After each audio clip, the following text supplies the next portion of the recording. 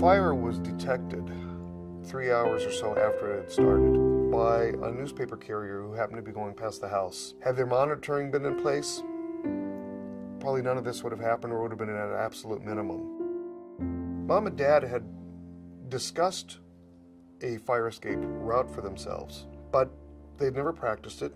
They're in the dark, they've got smoke detectors making noise, there's no power, and they are probably disoriented. It's 2 o'clock in the morning, they don't quite know what's going on, and they've got choices. They can try to go out this window that they've never tried before, or they can try to go out down the hallway and see what that avails them. Unfortunately, opening the door was what took my mother's life.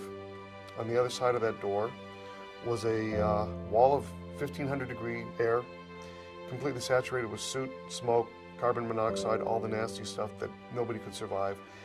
And here's the end result of all that. After the first responders were notified by the newspaper carrier, they're right up the street. They were here in, I think, probably less than a minute. The difference between with and without monitoring, 3 hours. They only take a moment to get here, but they have to first be notified. If people had been able to respond when this first happened, Mom and Dad would still be together today. Instead, Mom's gone.